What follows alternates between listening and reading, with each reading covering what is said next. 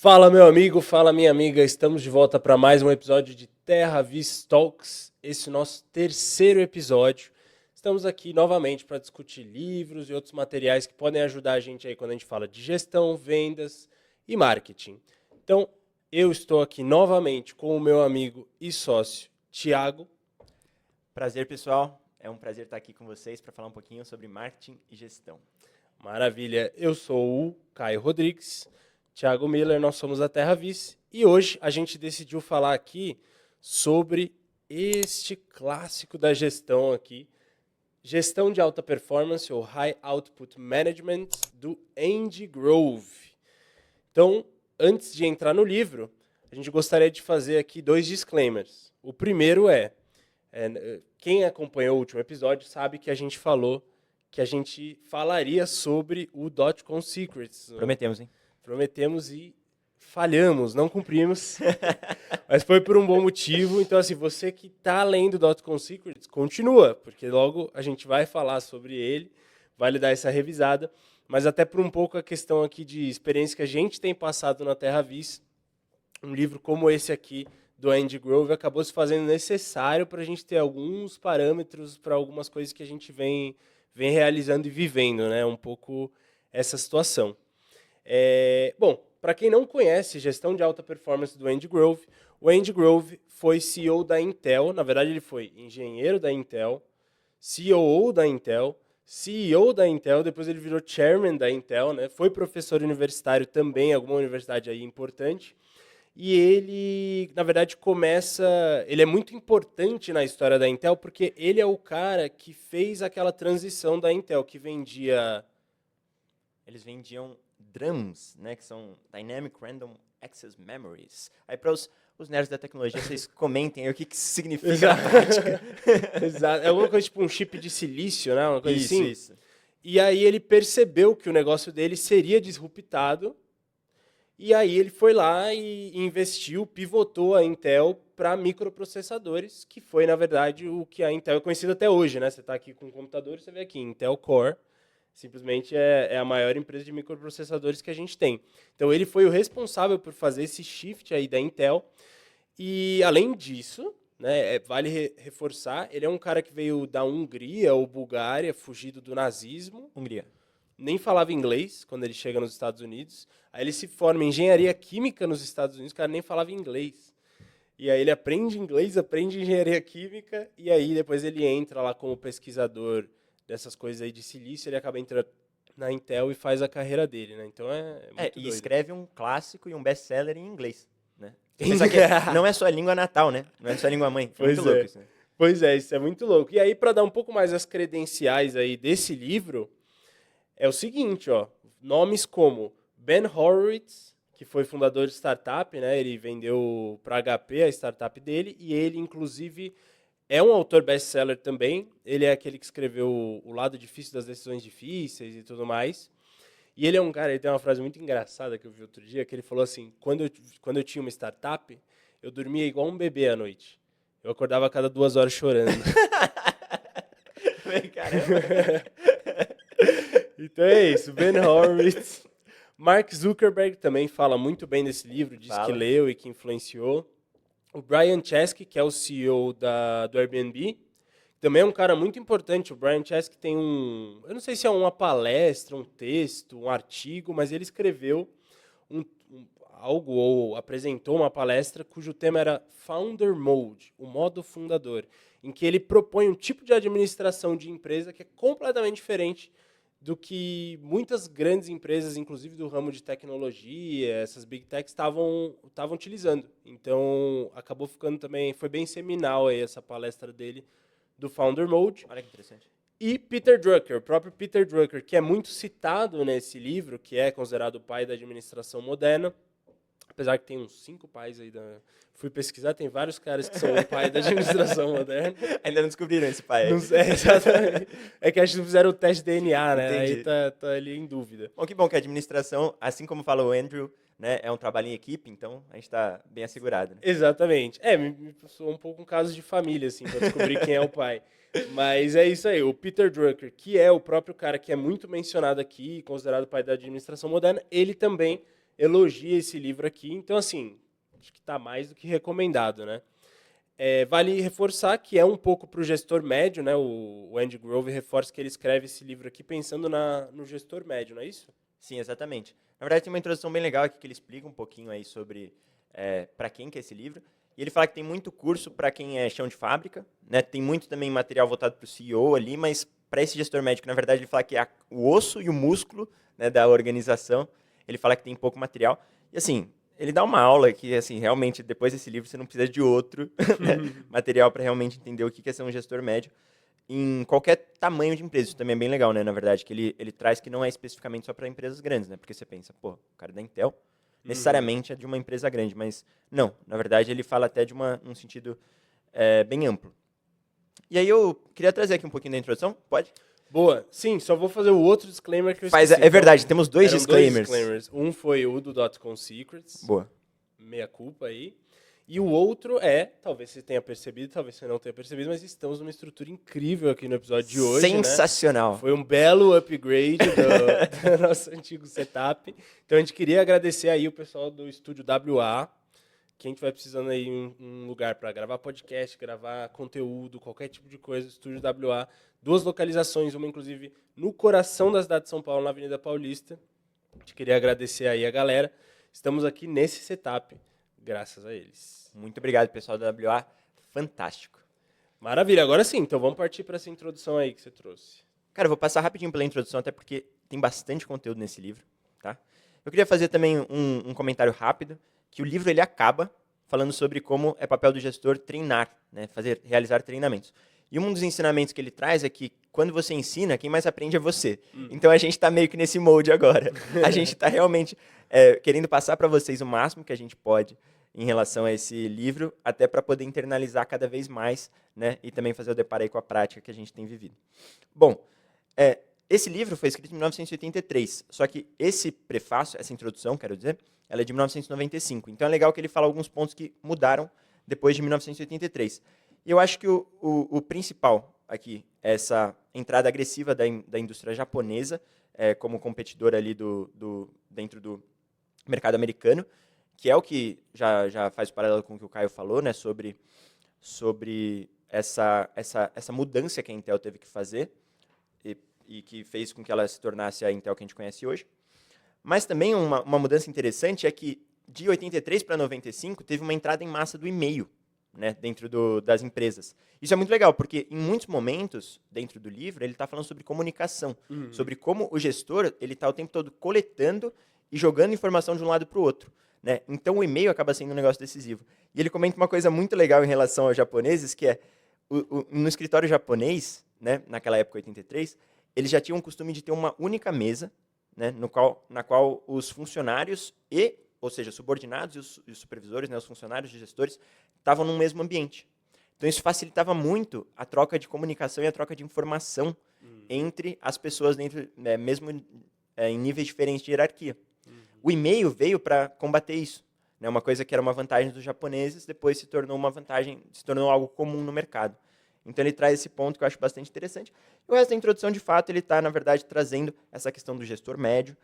Ele cita também uma frase que me marcou logo de cara, que eu falei, pô, esse cara realmente é casca grossa, né? Que ele fala assim, ó, deixa o caos reinar, então reine no caos. Né? Então, ele o tempo todo, quando ele mostra alguma coisa que ele entende que é importante, quando ele mostra uma fórmula, digamos assim, ele depois faz uma correção e fala assim, ó, mas na prática, a teoria é outra. Então, existem situações aí muito mais complexas na vida real, mas isso aqui é um caminho que você vai tomar. Então, é um cara assim, muito pé no chão, e, ao mesmo tempo, ele mesmo se coloca como um otimista. Então, eu acho que, basicamente, da introdução é isso. O resto a gente vai vendo aqui ao longo dessa análise.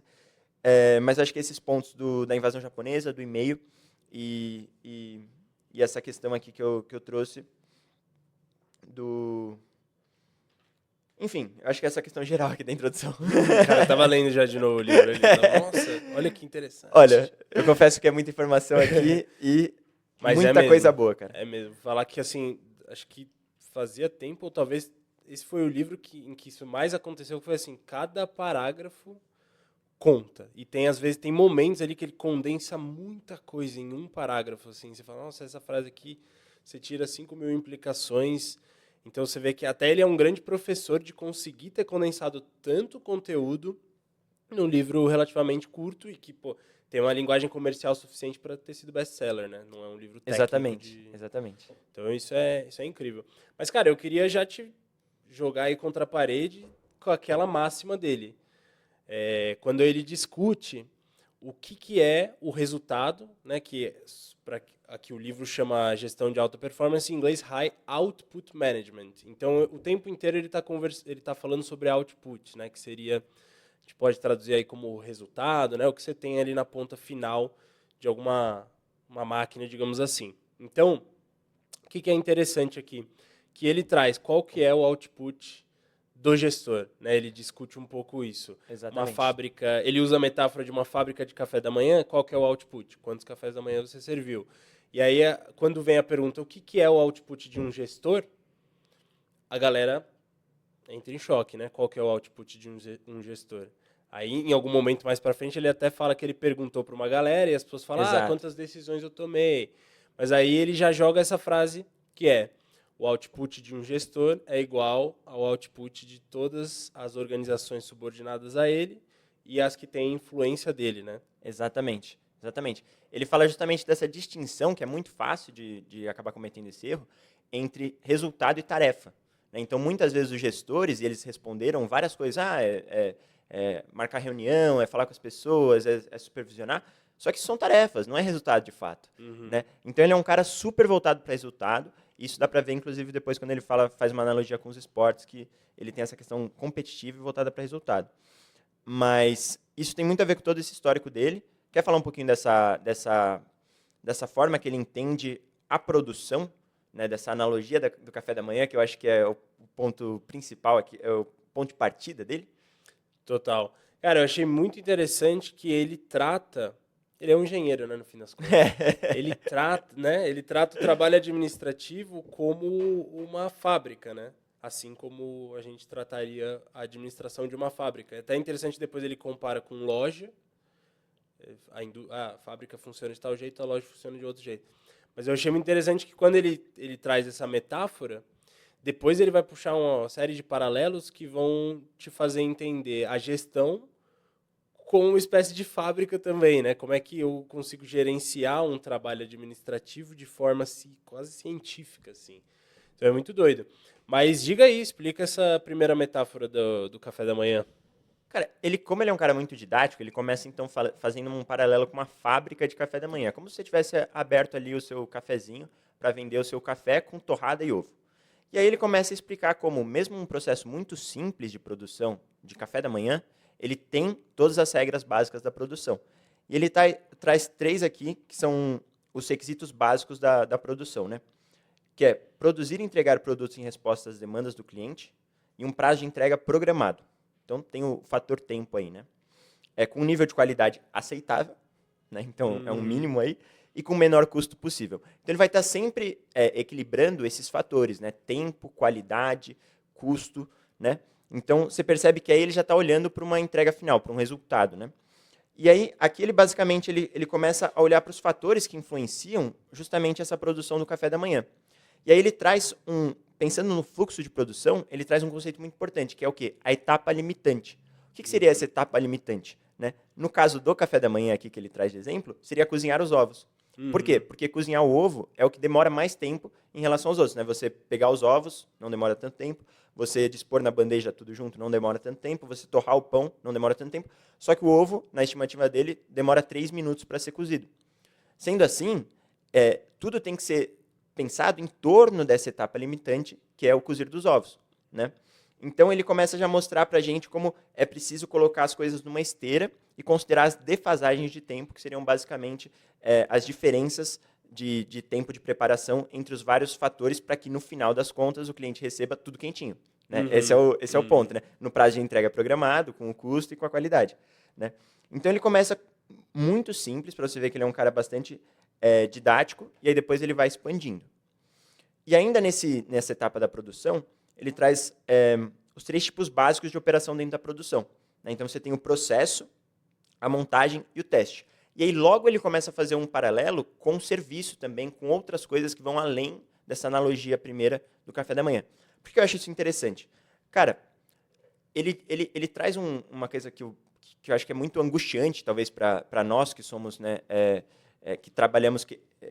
a gente diz que tem o soft e o hard, né? Então, ele até traz esses dois conceitos. O hard seria, assim, o cara que faz um trabalho manual, um trabalho que dá para você ver, ou manufatura, né? Algo que você constrói, né?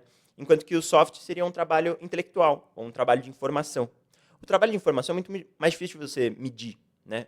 Então, nesse sentido, como que a gente faz essa transposição de um café da manhã, que é muito visível, para, de repente, um projeto de programação, para uma campanha de marketing, né?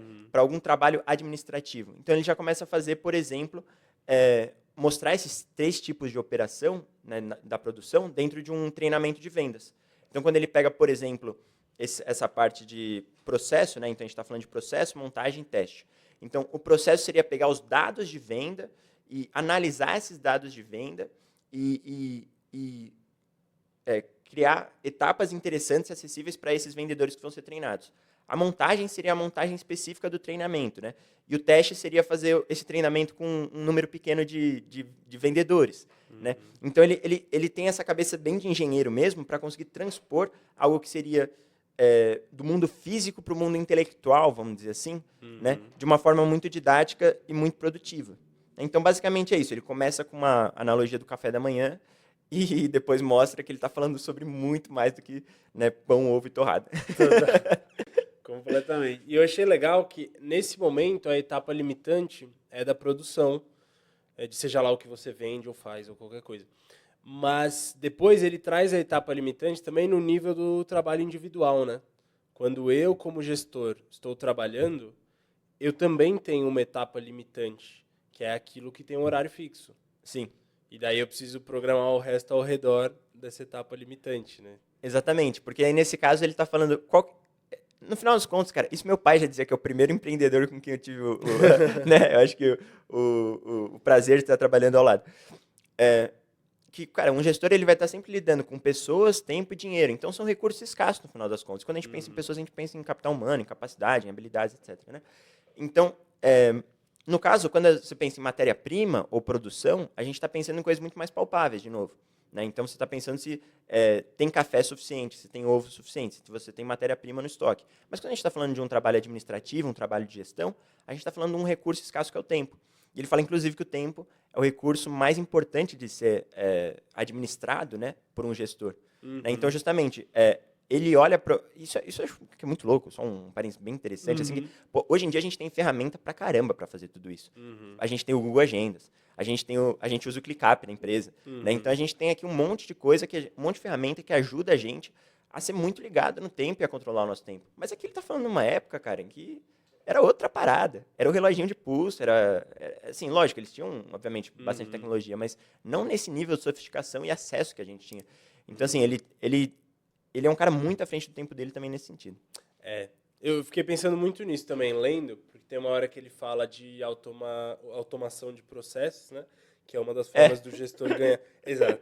Aí eu pensei, nossa, o que esse cara estaria pensando com as IAs aí da vida? Porque, querendo ou não, ele morreu acho que em 2016, né? Então ele não viu esses 2 anos. Assim, o que ele pensaria dos últimos 2 anos debaixo da Terra? Assim, aqui na Terra, né? Debaixo do céu, no caso. Bom, sabe lá pra onde ele foi também. Mas enfim. Mas ele parece um cara muito virtuoso. A gente vai falar disso depois também. Mas é um pouco isso. Nossa, eu acho que ele ia pirar o cabeção. Isso é verdade. O tanto que dá pra automatizar, e ele tá falando como isso é... Porque é o denominador comum, né? Depois a gente vai entrar mais nesse detalhe, mas quando ele fala do output do gestor, ambos os lados da equação, e ele faz algumas equações, porque ele é um engenheiro, afinal, né?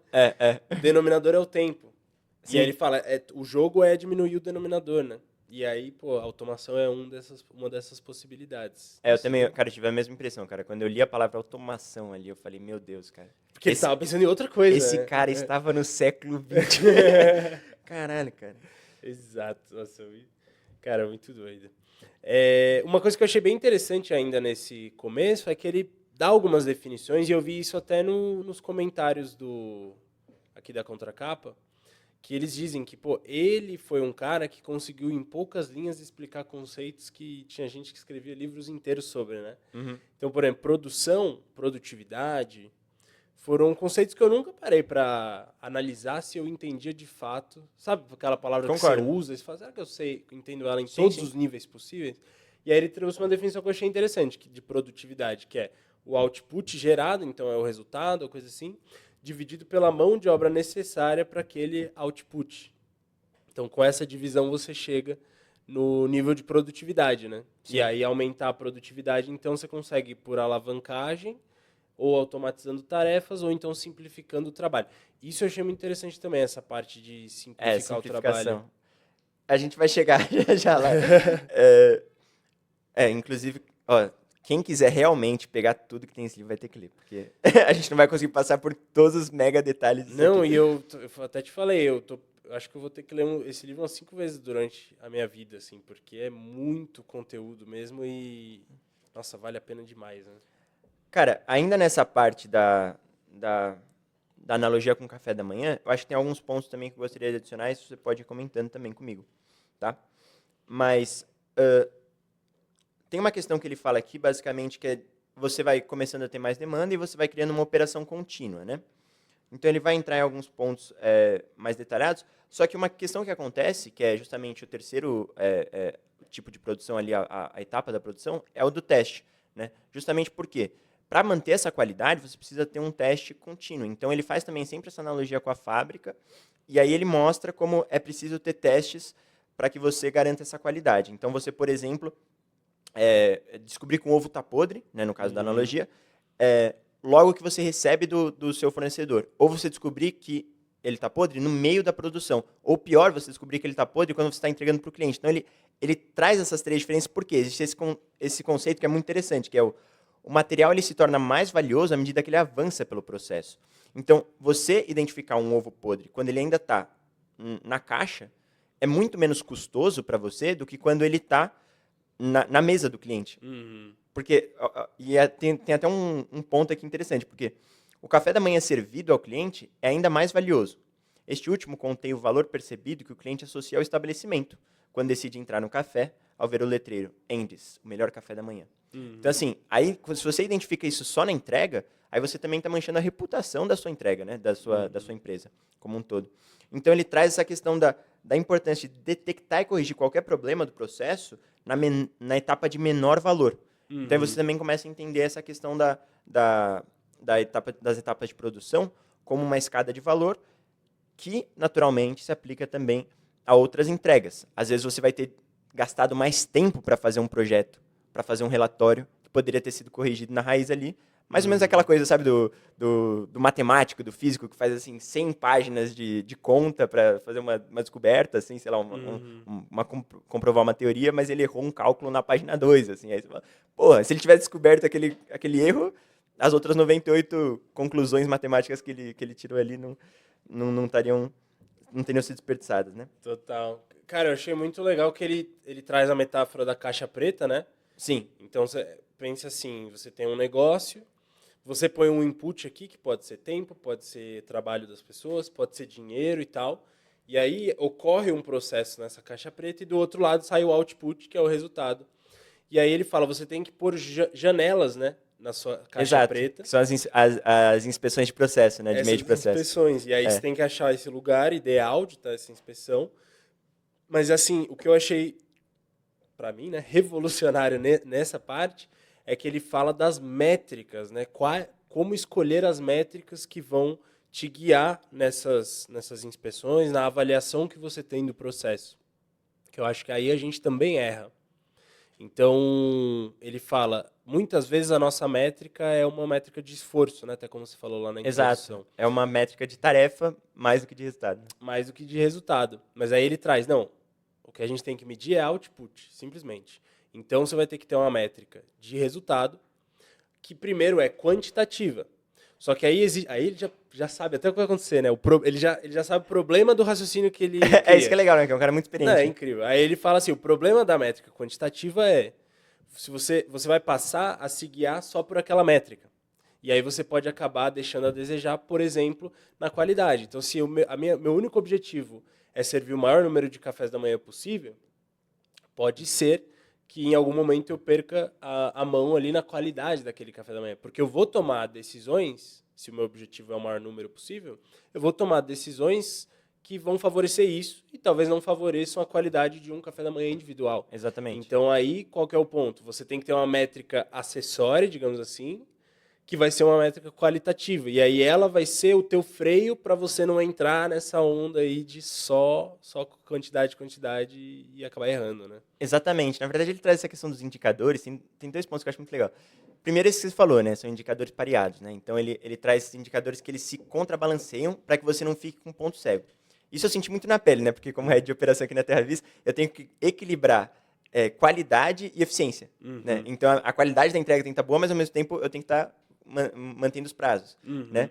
Isso junto com a equipe. Então, são duas métricas, né, que vão se contrabalanceando, né? E um segundo ponto de novo citando meu pai, né, que a gente às vezes tem conversa sobre gestão, essas coisas, e ele uma vez me falou, cara, você tem que ver esse negócio de OKR, né, que são os Objective Key Results, né? Seria basicamente assim, qual que seria a tradução melhor? Você que já foi professor de inglês. Agora o cara me expôs aqui. Mas, basicamente, vou dar um panorama um pouco mais amplo. Pode dar. Porque esse foi o momento que eu parei, assim. É o seguinte, o Andy Grove, nesse livro, está propondo esses OKRs, Objective Key Results, que seria os resultados-chave, né? Então, que são medidos de forma objetiva. Perfeito. Mas e o que ele está puxando disso? Uma gestão por objetivos, né? Tem depois uma boa parte do livro que ele fala da gestão por objetivos. Perfeito.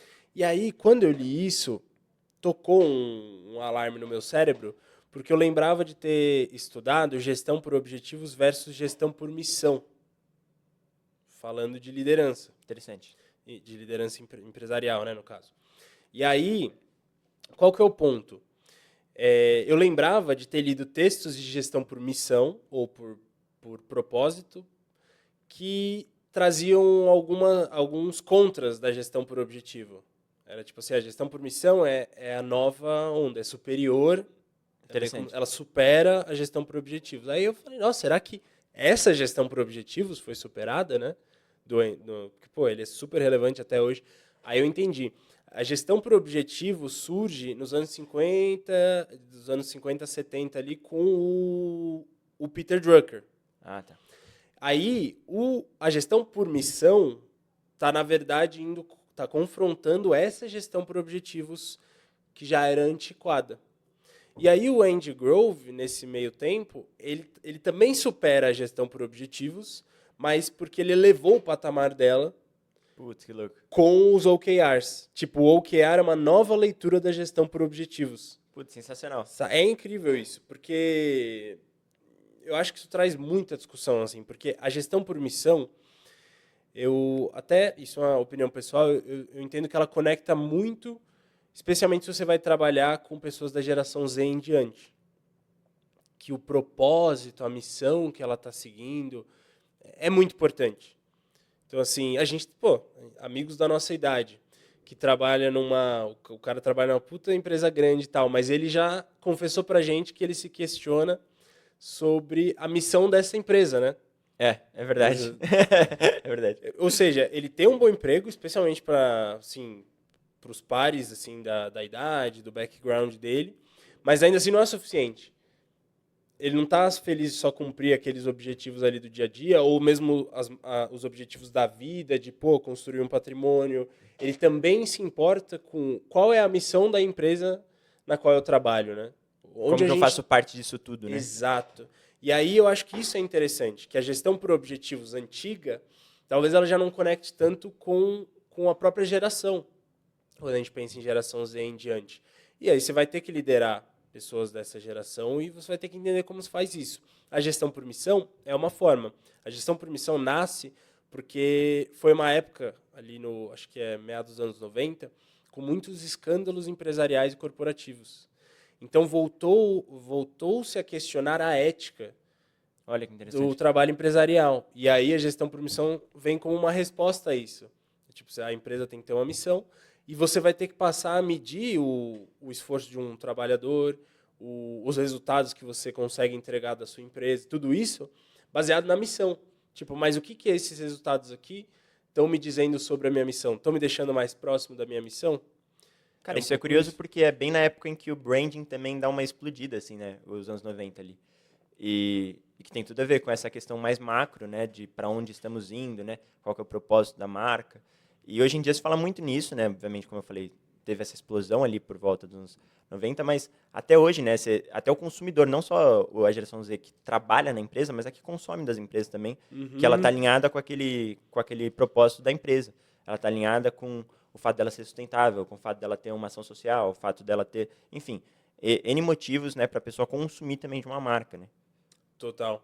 Fala, meu amigo, fala, minha amiga. Uma pausa rápida aqui na nossa programação. Para você que acompanha o nosso podcast, o TerraVis Talks, fica claro que são muitos os conceitos de vendas, de marketing digital que são necessários para a gente conseguir impulsionar as vendas do nosso negócio.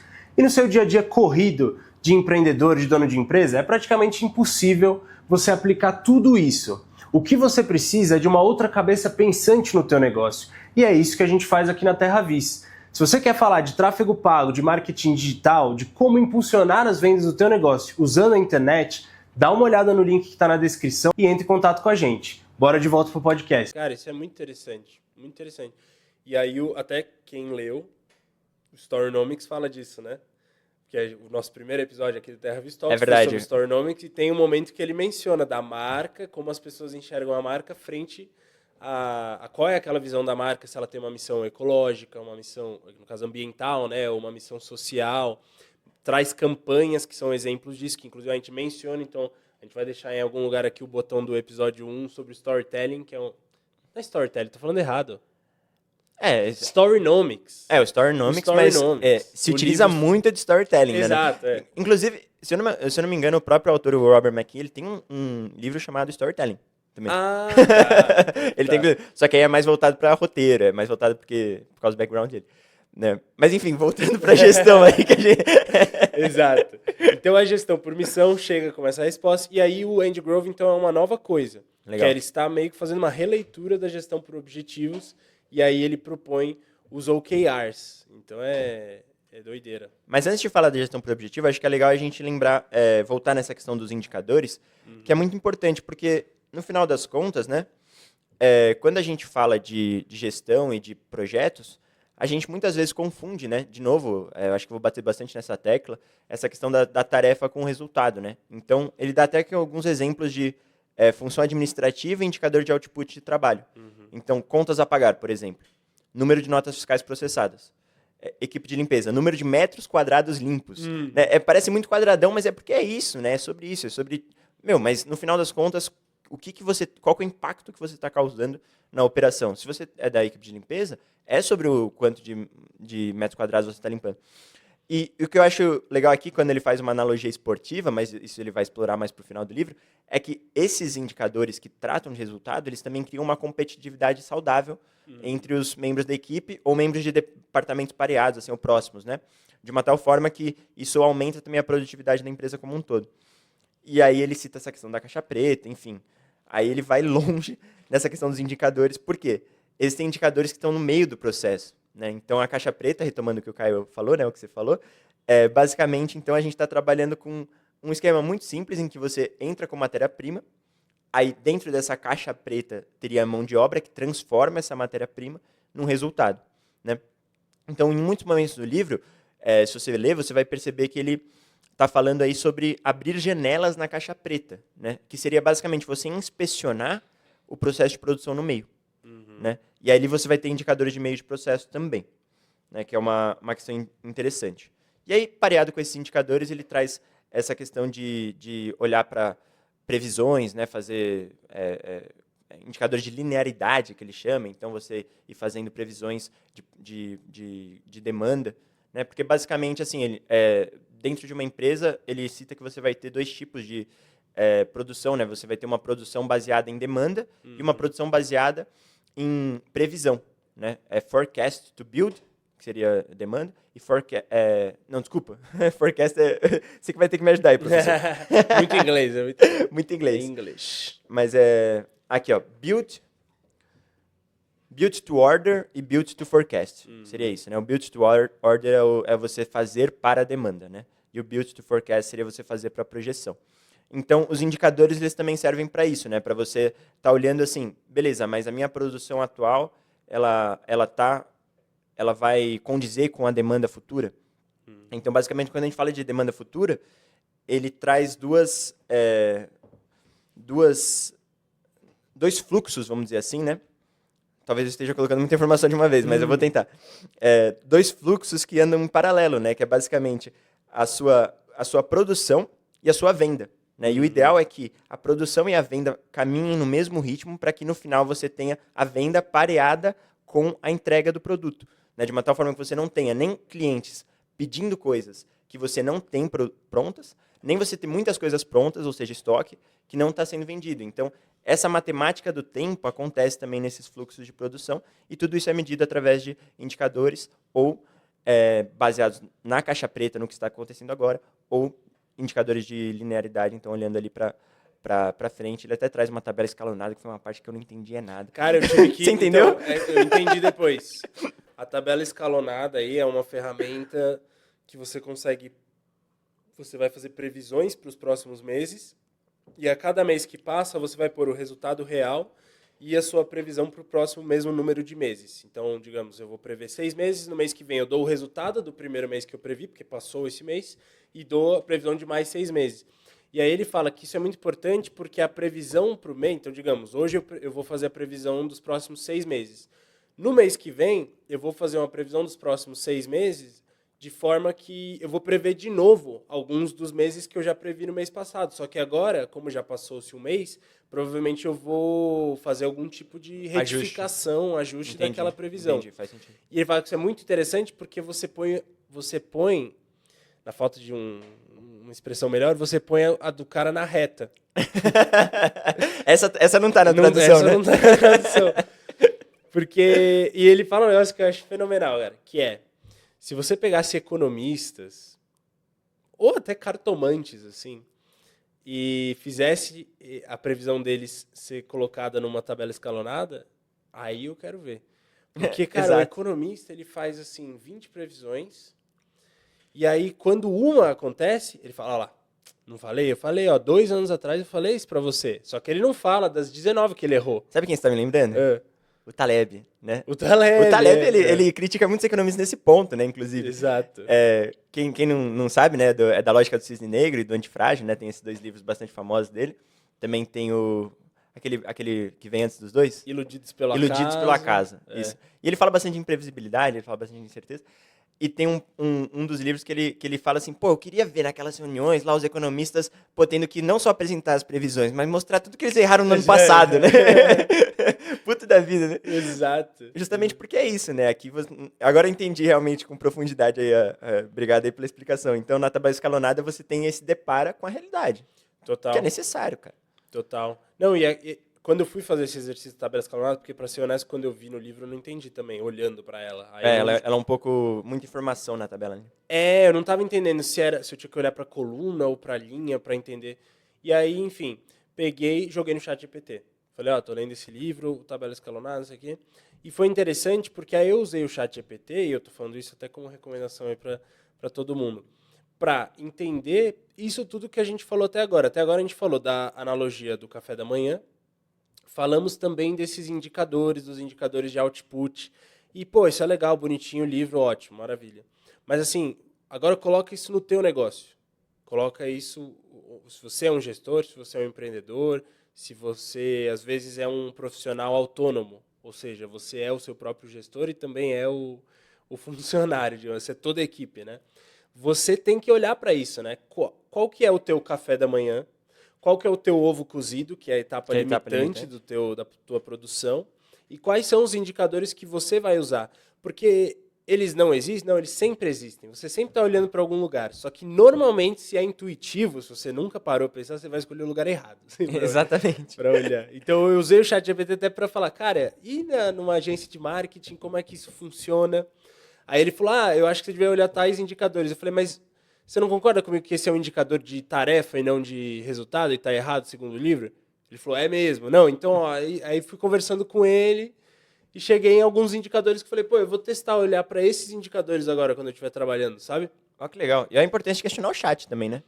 Exato, né? É. Não, direto, tem que ser uma discussão. Às vezes eu acho que o pessoal também tá achando que você bota o input lá, e igual o pessoal fazendo com a Wikipédia na nossa época de colégio, né? É O cara verdade. jogava no Wikipédia, copiava e colava. Aí agora o pessoal joga no chat GPT, copia e cola, acho que tá pronto. Não, você tem que conversar ali como um ser humano formado também, né? Questionar e tal. E aí ele vai alinhando, mas aí tem um momento que você chega num lugar que você não chegaria sozinho, né?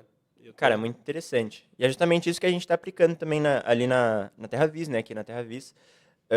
Esses indicadores que têm a ver justamente com o marketing, né? Que no final das contas a gente também está olhando para tráfego pago, a gente tem que estar olhando para métricas o tempo todo, né? Total. Mas quando a gente fala numa equipe, isso acaba tendo uma complexidade um pouco maior, que às vezes é necessário a gente colocar alguns indicadores diferentes. Depois você compartilha comigo então esse estudo do ChatGPT que você fez, que eu acho muito legal, cara.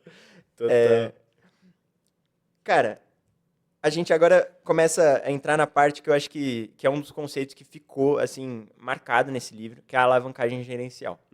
Eu acho que ele começa trazendo essa questão da produção, ele faz esse paralelo com a questão da fábrica, né? Mas aí quando ele começa a falar de produtividade, né, que justamente ele traz essa fórmula por ser um engenheiro, né? É o output dividido pela mão de obra necessária para gerar esse output. Então, é um cara assim bastante matemático, né?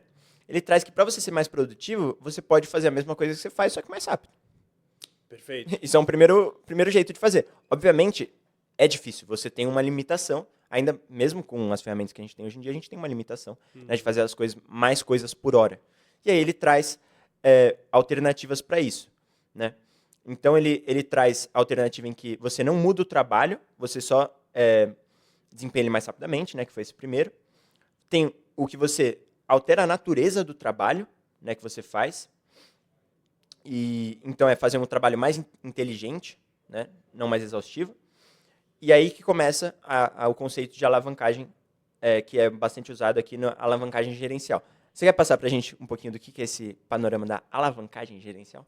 Cara, o que para mim mais deixou isso muito claro foi uma imagem que tem em alguma página, que é assim, tem uma engrenagem aqui, né? Inclusive, estou aqui com...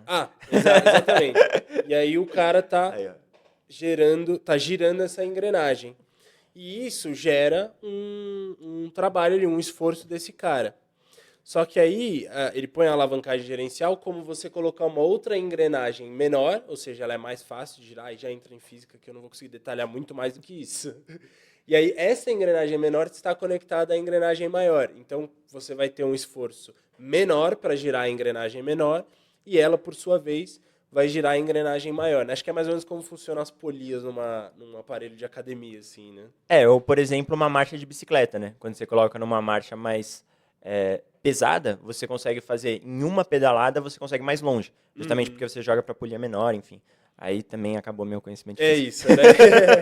Mas é um pouco isso que ele traz na alavancagem gerencial, as formas que você consegue fazer aquilo ter mais impacto, né? Então ele fala sobre escolher qual tarefa, ele fala sobre você aumentar a velocidade, ele fala sobre influenciar mais pessoas, né? Então, Exatamente. se você consegue passar a mesma mensagem para 200 pessoas da sua empresa, você está tendo uma alavancagem maior naquela sua atividade, naquele tempo que você está gastando para fazer. Então aí que entra também essa evolução de 83 para 95, 83 quando ele escreveu o livro, e 95, desculpa, quando ele escreveu a introdução, a nova introdução, é que teve o advento do e-mail, que é ele fala muito de reuniões aqui, e fala como desde essa época as reuniões eram vistas como as vilãs da história, né?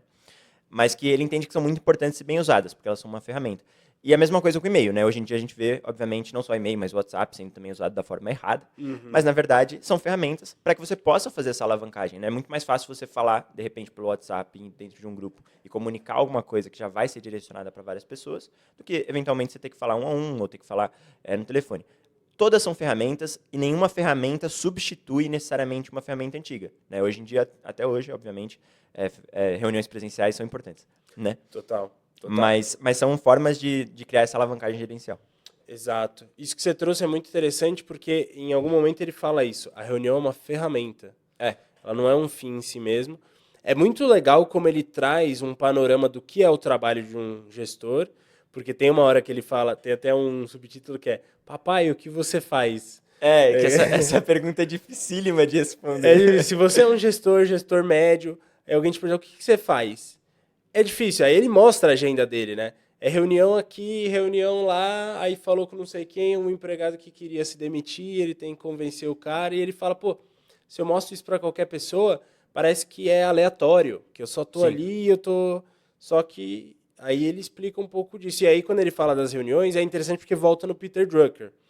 Ele até cita o Peter Drucker. O Peter Drucker foi um cara que disse que se você gastava mais do que 25% do seu tempo em reuniões, você estava administrando mal o seu tempo, o gestor, né? O gestor que gasta mais do que 25% do tempo dele está errado. E aí ele traz uma outra visão. Então, novamente, por isso que eu acho que ele leu todo o Drucker e Acho ele que realmente sim. criou a Verdade. visão dele, tipo, ele superou, assim.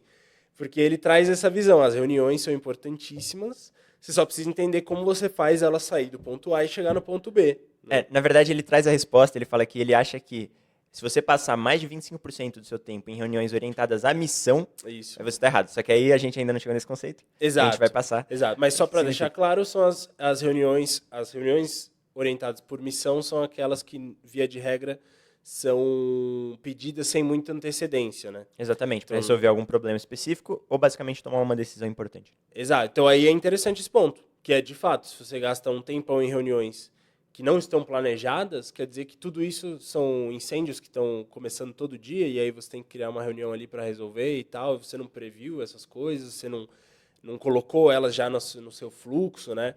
Isso é interessante, porque ele fala isso também. Quando você fala que vai tomar uma decisão e não toma, você tomou a decisão Nossa, ruim, isso daí, né? cara, é matador, né? Tipo, ele fala... Isso, cara, isso na verdade é um ponto bem importante que você levantou, porque quando a gente fala de alavancagem gerencial, a gente basicamente está pensando em formas que o gestor, ou enfim, o trabalhador de forma geral, usa o seu tempo para multiplicar o seu resultado. Então, aquele tempo que ele usaria para produzir ele multiplica por 10 e produz 10. Beleza. Só que é uma via de duas mãos. Quero dizer, não sei se via de duas mãos é a melhor expressão. Eu quero dizer que tem dois lados, é polar, né? É uma faca de dois legumes. É uma faca de dois legumes, muito obrigado. Brincadeira, gente, legumes, a gente sabe. Tá? Tem alavancagem gerencial positiva e negativa. Então, o gestor, quando ele deixa de tomar uma decisão importante, trava algum projeto, ele está fazendo uma alavancagem negativa. Quando ele não se prepara para uma reunião, ele está fazendo uma alavancagem negativa, né? Então, quando ele fala, ele até dá um exemplo que eu achei muito sensacional. Cara, quando o cara está deprimido e ele começa a desmotivar a equipe, ele está fazendo uma alavancagem gerencial negativa, porque aí todo mundo começa também a ficar desmotivado. Então, assim, é um efeito dominó. Então, olha a responsabilidade que o gestor não tem. Então, assim, é um superpoder, só que você pode usar para o bem ou para o mal. Total. Cara, e eu acho que isso é muito interessante, porque eu não sei se às vezes a gente falando aqui fica parecendo um papo de gestão, uma coisa mais técnica, assim, muito avançada, mas cara, se você está gerindo qualquer coisa, um projeto, se você é um empreendedor, se você é um profissional autônomo, se você é um gestor médio, esse livro funciona como uma autoanálise gigantesca. Demais. Que é tipo, em algum momento eu estou fazendo uma alavancagem negativa nas minhas atividades, ou quando ele fala assim, uma reunião, ele fala que na época, nos anos 80, foi estimado que a hora de um gerente médio custava $100. Então ele fala, uma reunião de 2 horas com 10 gerentes, é isso que ele fala? Com 20 gerentes, acha aí que custa...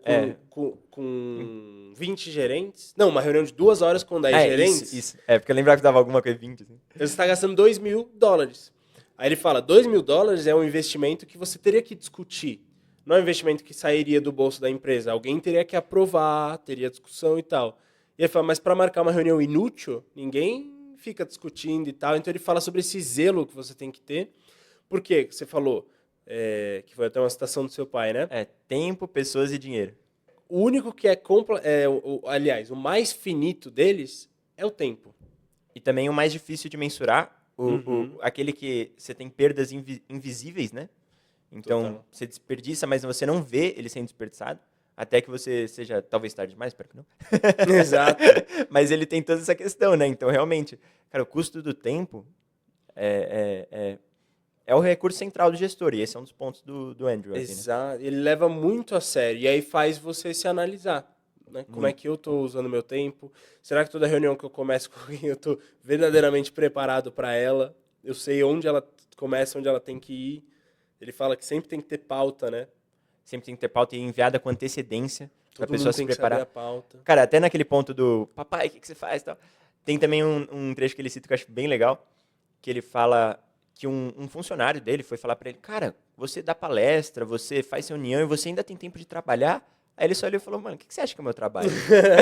Aí ele, esse é o seu trabalho, né? Ele, meu trabalho também é isso.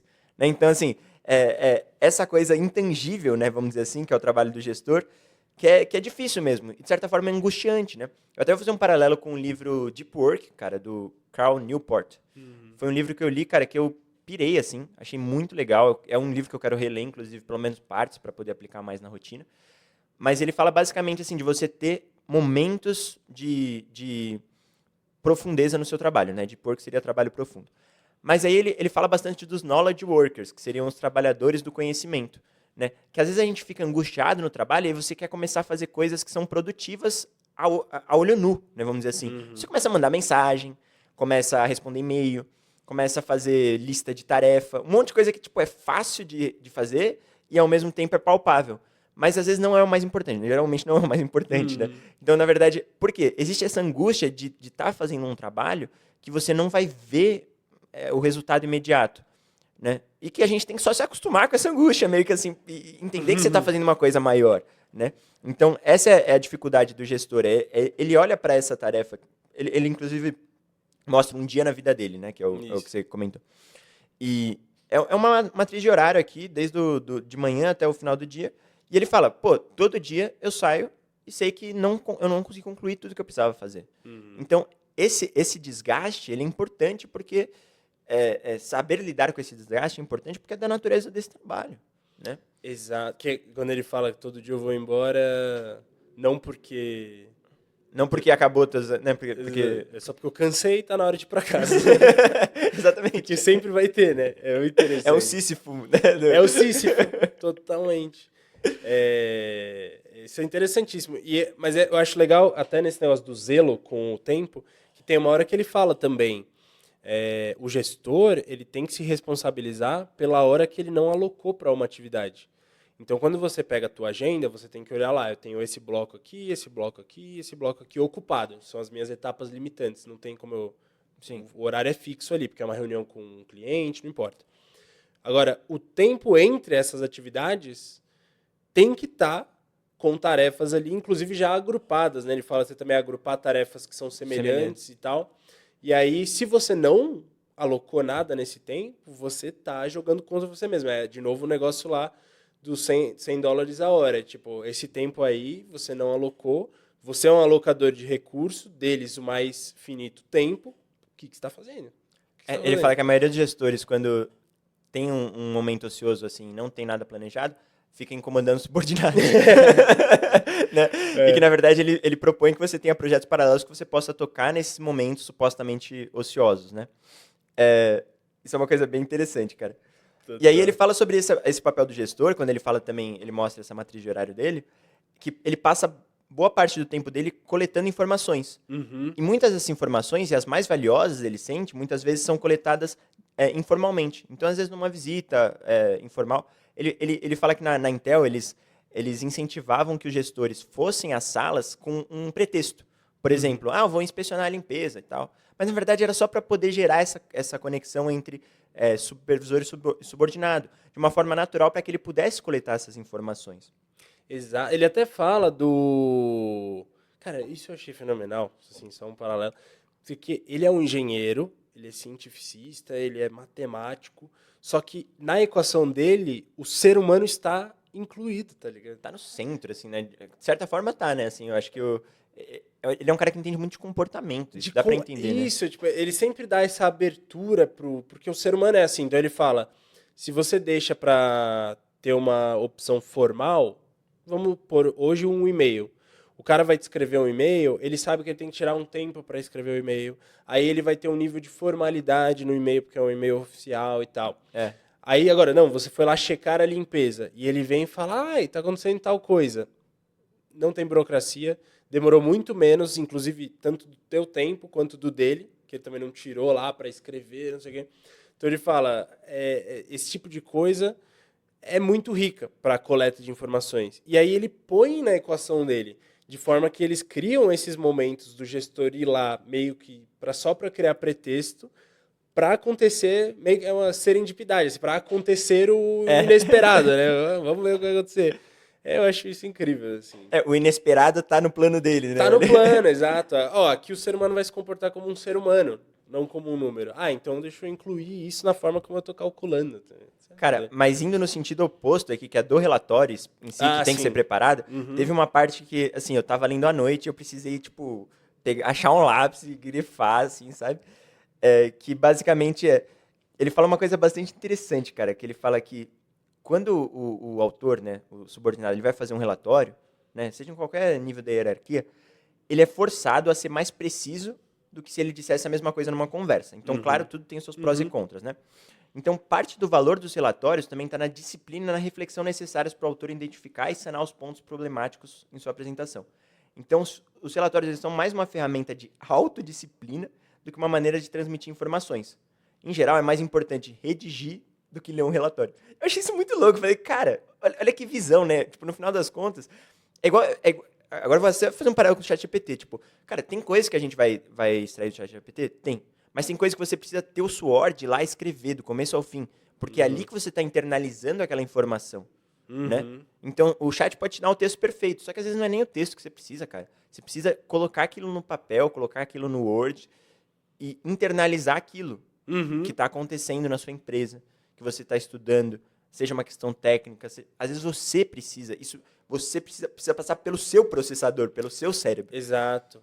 Então, esse era o meu ponto até na situação lá da tabela escalonada, e que eu comecei a trocar ideia com o ChatGPT, corrigir e tal. Que ao invés de pensar que ele vai me dar um output ali, o resultado final do que eu preciso, seja lá o que for, eu comecei a usá-lo muitas vezes como esse cérebro acessório.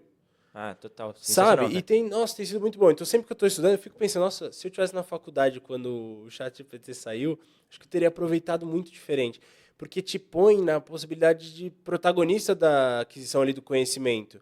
Então, por exemplo, esse negócio que eu te falei da gestão por objetivos, eu realmente me questionei. Eu falei, nossa, será que o Cardone e o Rey, que são os escritores espanhóis lá da gestão por missão, estão falando contra o Andy Grove? Aí eu ainda pensei assim, eles estavam falando numa época de escândalos éticos corporativos. Como é que é o Andy Grove a nível de ética? O que ele pensa sobre?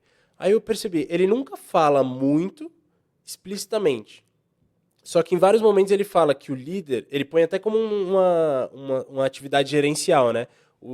As atividades gerenciais, coleta de informações, transmissão de informações, tomada de decisões, tanto participação quanto o nudge, que é o empurrãozinho. O empurrãozinho, eu achei legal. E ele fala, e servir como modelo para os seus subordinados. Demais. Né? Ele fala disso, você tem que ser o exemplo. Então, até aquele negócio do tempo, de como você está alocando o tempo, se você está alocando mal o teu próprio tempo, já começou muito mal, né? E aí eu percebi que para ele a ética, essa coisa de você também evoluir nas virtudes, é meio que um dado. Por isso que ele não gasta muito tempo falando, né? Porque para ele é meio que natural. E aí eu fui jogando com o ChatGPT, cara, eu enxerguei assim, porque tem a situação tal. E aí ele falou, faz sentido, mas não sei o que, não sei o que. Aí eu até falei pro chat, bajular, pode parar, não precisa ficar falando que a minha ideia é boa. Eu quero que você seja objetivo e claro. Se eu tiver errado, fala, não, tá totalmente errado pela literatura. E aí comecei a debater com ele e, cara, o aprendizado fica muito mais interessante porque você conecta pontos. E ele é aquele teu amigo, por exemplo, a gente sempre teve esse papel um com o outro. A gente quer ter esse tipo de discussão, muitas vezes a gente está lendo a mesma coisa e tal. Mas, no geral, acho que muitas pessoas até que estão assistindo, você não tem com quem falar aquela coisa, porque é um assunto que às vezes é só do seu interesse, você está lendo por algum motivo muito específico. E aí você tem que fazer tudo isso aqui dentro. Sim. Ou escrevendo, por exemplo, né? Tem esse processo. E, cara, o ChatGPT às vezes é esse cara, né? É o cara que vai trocar uma ideia ali com você e ele sabe tudo que você tem como... Aí eu falei do Cardone Rey, ele conhece o Cardone Rey também. Ele pode ser um cara culto, ele pode ser um cara chulo, né? Exatamente. Ele é todos os caras, né? Valeu, chat. Ele é todos os caras. Então isso é muito interessante. E aí eu não tô atrás do output, assim, ele me dá a resposta que é uma bala de prata. Eu tô atrás exatamente da discussão. Sim. Que é um pouco que o Andy fala, né? É sobre o processo, às vezes. De novo, também sobre a ferramenta, né? A Sim. reunião como ferramenta, o e-mail como ferramenta, O o chat como relatório. ferramenta, o relatório como ferramenta. Sensacional, cara. E ele cita essa questão, então, tanto das conversas formais quanto das informais, né? Enfim, que eu acho bastante interessante. E em vários pontos ele vai falar sobre tomada de decisão também, né? Que também é um papel do gestor. É verdade. Aí até tem esse ponto aí, né? Participação, tomada de decisão, participação na tomada de decisão, que é quando você influencia aquela organização, mas não necessariamente você é a palavra final. Sim. E o nudge, né? O nudge, então só para entrar mais em detalhe, é o empurrãozinho. Então você fala com aquele cara sobre, qual que é a sua ideia sobre tal coisa? É tal. Mas não, você não pensa que e tal, aí o cara repensa, pronto, você deu um empurrãozinho para aquela decisão ser tomada ou para ir em determinado caminho que é o mais correto, né? Então tem isso. Exatamente. E para quem tá querendo ler assim, o livro, acho que a gente não vai entrar nesse detalhe, mas é muito legal que ele traz um caso real que estava rolando na Intel sobre eles decidirem se iam fazer uma fábrica nova, em que lugar que eles iam fazer essa fábrica nova lá na Filipinas, né? No leste asiático. Então também é bem legal isso que ele traz bastante exemplo prático da Intel, que a gente não vai entrar no detalhe aqui, mas que lendo você pega também um pouco de como funciona a Intel por dentro naquela época, mas enfim, esse contexto de uma organização grande com o mestre, o gestor entre os gestores, né? Total. Esse negócio de tomar decisão também achei interessante que ele traz uma espécie de framework que eu acho muito interessante, muito legal, que é, primeiro, ele deixa o subordinado fazer parte da decisão também, né? Só que depois que decidiu, já era. E eu acho que isso é importante em tantos âmbitos, até fora do aspecto profissional. Tem até uma outra hora, quando ele fala de reuniões one-on-one, ele fala que ele tem reuniões one-on-one com a filha dele e com a esposa, né? Ele faz tipo um parênteses bem pequeno, assim. É questionável se vale a pena ser CEO em casa ou não, mas como eu ainda não sou pai, eu não vou botar minha opinião pessoal Cara, eu aqui. achei muito interessante, porque o one-on-one é esse momento que a pessoa vai colocar as dificuldades e tudo mais. E aí você ter esse one-on-one, e ele falou, é muito diferente uma conversa que eu tenho com a minha filha numa terça à tarde, quando eu fui buscá-la no basquete, isso tudo estou inventando, de quando a gente está no one-on-one, que a gente sai para jantar e tem uma pauta ali, né, a ser discutida. Sim. Isso eu achei legal. E a decisão, isso que ele fala sobre como tomar decisão, eu também acho que faz sentido fora do âmbito profissional. Que é muitas vezes num grupo você vai tomar uma decisão, depois que aquela decisão foi tomada, o cara que não ficou satisfeito vai ficar questionando. Sim. E fica minando aquela decisão. E aí se torna quase uma profecia autorrealizável de que acaba dando errado, mas é porque as pessoas não colocaram a força necessária para aquilo dar certo. Elas não se comprometeram. Então, o ponto é, vai tomar uma decisão. Aí vai doer, vai brigar com os outros caras aí envolvidos, não sei o quê. Tomou a decisão, tá feliz? Não tá feliz? Não interessa. Tomou a decisão porque, sei lá, foi democrático, porque vocês entenderam. Cara, agora é comprometimento. Agora essa é a decisão. Eu não vou ficar questionando. Para fora, eu vou falar que sim, que é ótima essa decisão, Exato. sabe? Eu acho que isso, inclusive, em relacionamento, em âmbito familiar, é também muito importante, né? Pra caramba. E tem alguns pontos que ele traz, né? Quando ele fala da reunião de equipe, eu acho que isso é importante, porque tem momentos em que vai ser uma decisão mais difícil e às vezes vai ter esse impasse. Também quando ele fala sobre a questão de cultura, né? Então, ter essa questão da pessoa não estar se colocando tanto... colocando à frente o seu interesse pessoal e colocando à frente o interesse da empresa, né? Então, tem alguns pontos que são delicados, eu acho que dependem muito do momento da pessoa ali dentro, de ser mais ou menos difícil esse conceder a uma opinião que você não concorda, a uma decisão que você não concorda necessariamente, mas que você, no final das contas, assina embaixo, porque isso que é importante, né? Exato. Eu vejo isso, às vezes, até a gente como sócios aí trabalhando junto, que às vezes eu te falo, por que você fez de tal jeito? Aí, na verdade, eu estou questionando a sua decisão, né? Porque já meio que te alfinetando. Aí você traz uma explicação lá gigante, e aí, às vezes, você fala assim, eu, no caso, né? Beleza. Sim. Cara, a partir dali, eu não vou mais questionar essa decisão. Primeiro, você tem a sua alçada. Segundo, existe um tempo, uma janela de tempo pra gente tomar a decisão. Não dá pra ficar... Exato. Tomou a decisão, já era, cara. Aí alguém vem falar, por que vocês tomaram esse... Aí eu vou falar o que você falou, por causa disso. Não vou falar, foi uma ideia do Thiago, eu sempre achei que ia dar errado. Não, entendeu? Aí Você enfraquece pra caramba a unidade da coisa, né? Exato. Se precisa solucionar o problema, soluciona, e aí depois vai, pô, tá vendo como foi bosta? Mas aí fala entre nós. Entre nós, exatamente. E aí corrige, aí também tem que ter a humildade de falar lá, cara, realmente não considerei os fatores que deveriam ser considerados, ou enfim, qualquer coisa do tipo. Isso, né, de ambos os lados, mas eu acho que é natural de qualquer situação que a gente tá lidando com às vezes, decisões não muito fáceis, né? Ou que, às vezes, nem só pelo impacto da decisão, às vezes, mas pela quantidade de informação que você tem. Até por isso ele fala que bastante do trabalho dele é coleta de informação, né? Porque você vai tomar melhores decisões com base nas informações que você tem, basicamente. Exato, exatamente. Eu até trouxe esse exemplo nosso um pouco para provocar aí também quem está assistindo que se enxergar nas suas relações, seja profissionais, seja pessoais, mas como é que você está fazendo isso? Né? Será que você está minando? Será que você está questionando as decisões que você fez parte da tomada de decisão, mas que simplesmente não foi a decisão que você gostaria de ter tomado? Porque, como você falou, enfraquece. Então, é um pouco aquela história do defenda em público, critique no privado, né? No particular. Que é um pouco isso, assim. Existem instituições, entidades aí, como a tua empresa, a tua diretoria ou até a tua família, que ela tem que ser muito sólida aos olhos de quem está fora. Porque é isso, aí depois eu falo para um cliente, não, foi uma ideia do Thiago, sempre achei que ia dar ruim. Cara, isso não vai aliviar o problema. Ele não vai falar, o Caio é um gênio. Ele vai falar, a terra vista está toda errada, entendeu? Não é positivo. Exatamente. Então, olha para a tua empresa, para o seu relacionamento com o teu sócio, sócia, e investiga como é que você está fazendo isso. Por isso que eu digo, em vários momentos, esse livro para mim foi uma autoanálise, assim. Nossa, demais, cara, demais. Inclusive, ele traz ainda nessa parte da alavancagem, ele traz duas questões que são interessantes da gente se autoanalisar, né? Porque eu acho que porque ele vai bem direto ao ponto e você vai se perguntando, né? Pô, será que eu faço isso? Como é que eu faço isso? Como é que eu lido com situações desse tipo, né? Então, o primeiro ponto é que é a intromissão gerencial, que é bastante interessante, que é um exemplo de alavancagem negativa também, né? Isso acontece quando um supervisor usa experiência e conhecimentos superiores sobre as responsabilidades de um subordinado para assumir o controle de uma situação em vez de deixá-lo resolver o problema sozinho. Então, eu acho isso interessante. Tipo, existe essa situação em que o gestor ele não consegue abrir mão do controle, né? Na hora de delegar, por exemplo, porque a delegação acaba surgindo aí como uma forma de alavancagem também, naturalmente. Sim. Né? Mas ele faz uma analogia bem simples, assim, né? Cara, pega esse lápis. E aí você pega...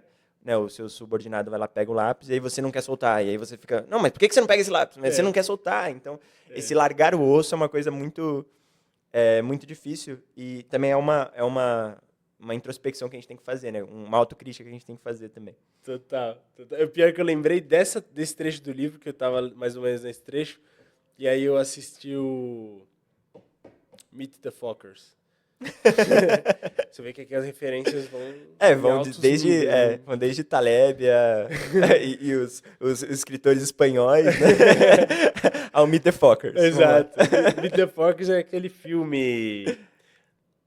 Como é que chama? Entrando numa fria é o Meet the Parents. Aí entrando numa fria maior ainda, Meet the Fockers. E entrando numa fria maior ainda com a família, Little Fockers. Então, no Meet the Fockers, ou entrando numa fria maior ainda, é o momento que o Ben Stiller tá para casar com a menina. Ele já conheceu o De Niro, que é o pai da menina. Elenco de peso. É um elenco de peso, e que ele é rígido, ele é um ex-agente da CIA e tudo mais. E aí eles vão conhecer a família dele, né, que é um advogado que nunca exerceu, porque ele foi como se fosse, assim, um pai... Do lar, né? Ele que criou o filho, e a esposa é uma sexóloga famosa e tal. E aí, quando eles vão casar mesmo, que o De Niro tecnicamente já gosta do Ben Stiller, ainda assim o De Niro leva a menina lá no corredor do casamento, e aí quando ela vai subir no altar, ele fica segurando ela, assim, né? Eu falei, muitas vezes a gente como gestor também é assim, né? A gente fica não quer soltar, né? Não quer soltar, não quer perder o controle, né? No fundo é isso, você não quer perder o controle. Você sabe que você faz com determinado padrão de qualidade, e aí você fica... Só, cara... Inclusive, ele traz uma coisa interessante que é assim, muitas vezes a melhor tarefa para você delegar é aquela que você faz bem. Exato, porque você sabe avaliar, Porque né? você sabe avaliar, só que também é a que você menos quer, às vezes, passar, porque é a que você faz bem, e é a que você gosta de fazer, né? Então, Exato. precisa ter esse desapego, né? Que também não pode ser desapego demais. Que aí ele entra Isso. no outro ponto, que se você delegar sem supervisionar, você está simplesmente abdicando, lavando as mãos daquela tarefa.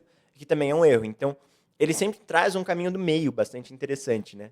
Exato. Então, ele traz realmente essa questão, né? Que aí, delegação sem acompanhamento é uma forma de abdicação, né? Você nunca pode simplesmente lavar as mãos. Total. Cara, aí eu queria trazer até um quote mesmo, uma citação direta, mais ou menos desse trecho do livro, que ele fala: a arte da gestão depende da capacidade de selecionar, dentre as muitas atividades de importância aparentemente comparável, uma, duas ou três atividades que fornecem uma alavancagem muito maior e concentrar-se nelas, né? De novo, esse crivo aí de selecionar o essencial e focar nele, assim. Cara, sabe quem fala muito nisso? Desculpa, É, é. porque você falou assim, parecia que você estava traduzindo o Hermose falando, né?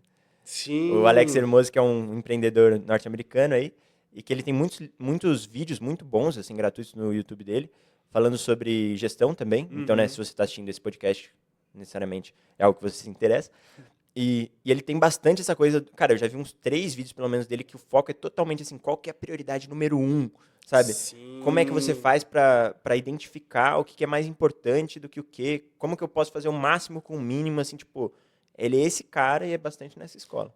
Totalmente. Ele até, nessa linha dele, também me lembra o Peter Thiel. Peter Ele não Thiel, que é conheço. aquele cara, também eu acho que ele foi fundador de algum tipo de empresa aí grande, mas acima de tudo, ele depois se tornou um investidor de startups e meio que um mentor de CEOs de várias empresas de tecnologia que cresceram muito. Por exemplo, ele foi um dos primeiros caras a pôr dinheiro no Facebook, Caraca. lá atrás. Tanto que tem um momento que o Yahoo tenta comprar o Facebook por tipo 1 bilhão, assim, por muito, muito dinheiro. E aí o Mark Zuckerberg fala, não. E aí todo o board, inclusive o Peter Thiel, tá falando, não, parece um ótimo negócio, vende, vende. E ele fala, cara, aí eu vou fazer o que depois? Tipo, se eu saísse do Facebook, eu acho que eu criaria uma nova rede social. E faria isso de novo e Viraria o tal. concorrente, né? Mas nem pode, né? Mas eu já tenho. Eu já tenho uma rede social. E aí o Peter Thiel falou, foi ali que eu falei pra ele, então não vende. Porque ele falou, esse é um cara obcecado real pelo que ele faz. Sim. Que é, se ele saísse e desse com US$ 1 bilhão, o que ele faria? Voltaria pra fazer de novo, sabe? Cara, pra você ver que esse livro é muito completo, inclusive na parte que ele fala das motivações das pessoas, ele fala sobre autorrealização e fala como muitas vezes conquistas se tornam, por exemplo, muito dinheiro para um cara que já tem dinheiro, às vezes se transforma simplesmente numa métrica de conquista. E é o que você falou sobre o Mark Zuckerberg, né? No caso dele, aquilo é só uma métrica para ele. Então, ele tá muito engajado em fazer aquilo acontecer, né? Total, total. E aí o Peter Thiel tem essa parada que ele fala, quando acontecia um problema, sei lá onde, não vou lembrar mais o que ele geriu, ele chegava para a pessoa e falava, ó, com você eu trato desse problema aqui. Então eles elegiam o maior problema que estava nas mãos daquele subordinado, Olha que interessante. e ele falava, agora eu só falo com você sobre isso. Faz sentido. Agora eu Legal. só falo com X sobre aquilo. Agora eu só falo. Aí ele tava lá na sala dele, o Thiago chegava para falar de um outro problema, ele falava, termina aquele lá primeiro.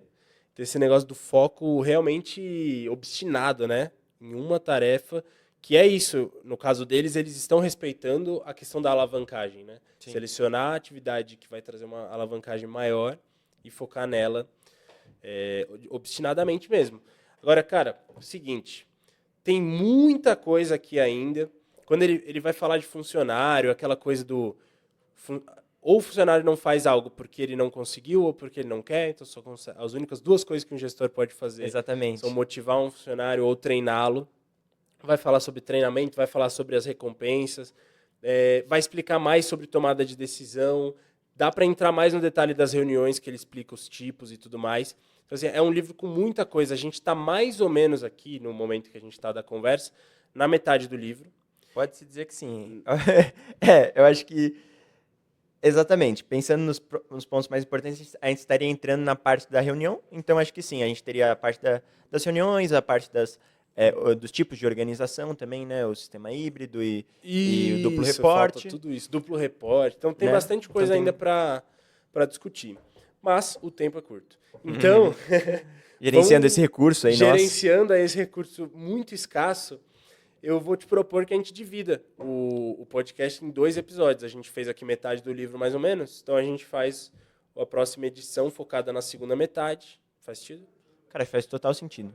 Maravilha. Então, você aí de casa, você que está assistindo a gente e não tinha lido o livro, estava lendo .com Secrets aí por falha nossa, você tem tempo, então, de ler um pouco do Gestão de Alta Performance. De repente, quando sair a segunda parte, você já está aí com a gente no fim do livro e aí consegue acompanhar. A ideia é sempre essa, tá voltando no Terra Vista Talks.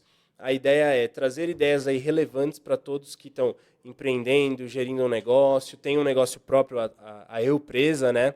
Famosa. Falando sobre marketing, vendas, gestão, de forma a alavancar e ter esses seus 2 amigos. Você que gosta de ler sobre esses assuntos, aprender mais sobre esses assuntos e às vezes não tem com quem trocar essas ideias. Estamos aqui para aprofundar junto contigo, discutir. Se você não leu o livro, a gente traz um guia.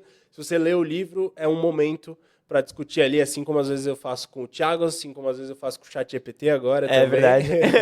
E às vezes você tem que fazer com o seu próprio cérebro, você tem aqui a gente. Então a gente agradece aí totalmente a presença de quem ficou aí até o final do podcast. Eu sou o Caio Rodrigues. Eu sou o Thiago Miller. Maravilha. E esse foi mais um Terra Vista Talks. Então, até a próxima. Valeu! Até a próxima, galera.